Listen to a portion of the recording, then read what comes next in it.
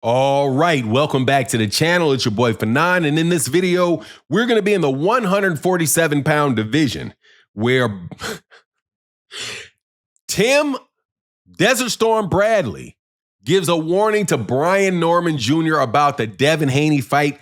That is official. Let's talk about and listen to what Tim Bradley had to say in this video.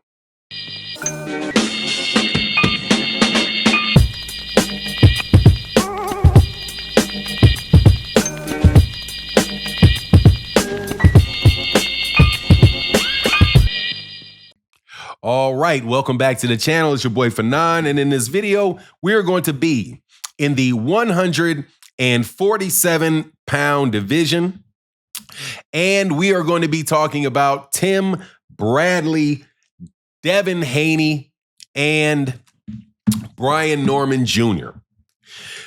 Tim Bradley had one of the most hilarious takes. Tim Bradley had one of the most hilarious takes on the fight between Devin Haney and Brian Norman. Now, before I get into the details, let me welcome you back to the channel. If you are new to the channel, please accept my invitation to hit the subscribe button and hit the bell icon so you can be notified of when we release more videos. And if you're a longtime subscriber and supporter of the channel, thank you guys so much for your continued support. It really, really does make a huge, huge difference to the channel. As you guys know, there's an up-and-coming fighter named Brian Norman Jr. I say he's an up-and-coming fighter because his name is starting to get out there and more people are starting to know who he is.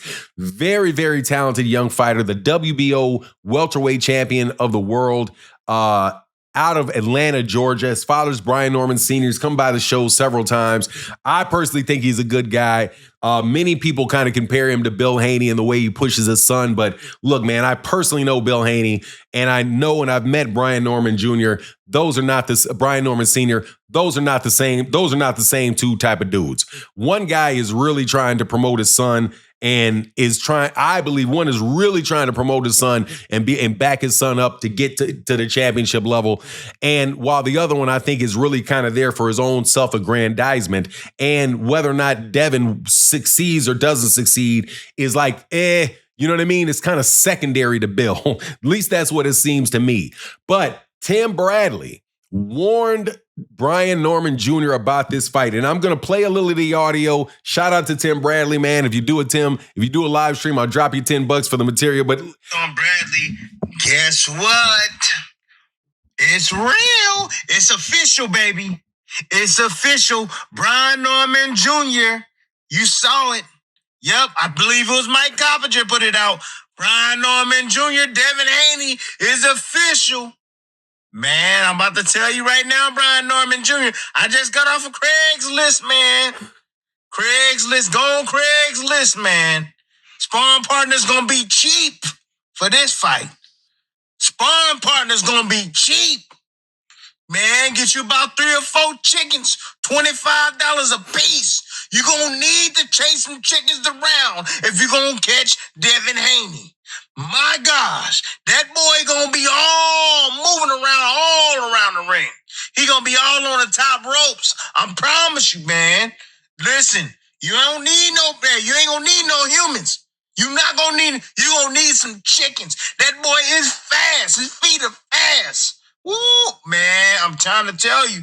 Listen, y'all, hey, if you listen to me, man, you're gonna win this fight. But if you don't listen, if you don't get you some chickens, you're not gonna catch this man, Haney. He is not gonna be touched. I promise you, man. This gonna be one of them difficult fights. You're gonna be frustrated all night, man. You're gonna be frustrated. That boy gonna move. He gonna move. He ain't gonna let you set your and plant your feet. He gonna move all night. I don't care what he say. He ain't standing there. He ain't finna be no fool like he was against Ryan Garcia. He not finna sit there in the shame with you. Hell no. He already know. He gotta watch that left hook of yours. You gotta cut that ring off, bruh. You gonna have to cut that ring off. Frustration and your head, you and your daddy gonna be going crazy in that corner if you don't cut this man off, bro, and figure out a way to corner Haney, because you gonna have to do it often. That boy is tactical. He tactical. Yeah, what I mean by that is, people, guess what? He gonna tie Norman ass up. He gonna tie him up. Norman ain't gonna, Norman gonna have to fight him off. Norman gonna have to put some damn bug spray on him or something. He gonna have to do something to keep that boy, from tying him up. He gonna have to do something, man. Anyways, man, look. First initial thoughts, look at the boxing stances. I know I like yelling. I know I do, but I be like to get my point across. First thing you do, look at the boxing stances.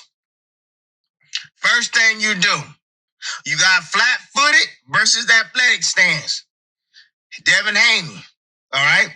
Flat-footed, don't do well with athletic boxing stances. Don't do well against them. Slow feet, moving the feet. That's why the chickens are very important in this. The chickens are important in this.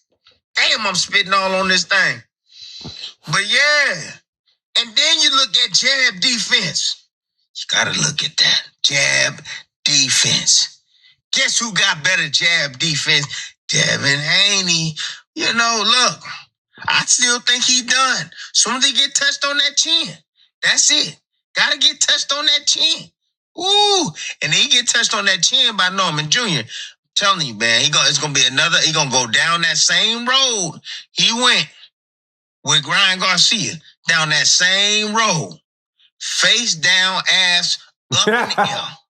Yeah. But anyways, look, I'll break down a little bit more. That's a little bit of breakdown right there. And you know that little bitty piece right there, that should tell you where I'm leaning. However, damn good fight. Give it up for Haney. Hey, never ducking no smoke. Peace. Retire if you math. All right, so that was for Kamal Oz. Let me tell you, man, when Tim Bradley talks boxing, like really, really talks boxing, obviously he really knows what he's talking about. Them chickens, though, and that face down, ass up, absolutely, positively, that's how I think this fight is going to go. It is going to, first of all, in my book, Brian Norman Jr. is going to win this fight because they're not going to give no fight to Devin moving around that ring. He's going to have to fight Brian Norman Jr. in spots. So, look, man, hats go off to Devin Haney for taking the fight, even though I know full well Devin didn't have no choice but to take this fight. And I wouldn't be surprised at all if Devin tried to find a way out this fight because really, it's an ass whooping waiting to happen, man. That's what it's because everything in this sucker scene looks like Brian Norman is the very bad matchup for Devin Haney because Devin Haney, number one, already got bopped up by Ryan Garcia. And with Ryan Garcia's left hook, Brian Norman Jr.'s left hook looks just as crisp. And he's a bigger dude with big punching power in both hands. Man, Devin is going to be skirting all over the ring. But again, why did he take the fight? He took the fight because he didn't have a choice but to take that fight. Let me repeat, he took that fight because he didn't have a choice but to take that fight. This is, again, a case of chickens coming home to roost. He did all that talking, did not back it up in the ring to get the fan base and burned a lot of bridges. And now the only option that he has to get back on top really is by fighting Brian Norman Jr. You better believe he's going to try to pity pat, and dance around the ring, run around the ring, and try to get a decision out of that and avoid a knockout at all costs. But I think the judges will see that coming in the door and will probably not score it for him. But anyway, man, great breakdown by Tim Bradley. Thank you for Kamal Oz for sharing it with me. And again, hey, man, I got to give Tim Bradley a little couple change in exchange for the use of his intellectual property. With that, thank you guys so much for checking in. And with that, I'm going to get out. Deuces.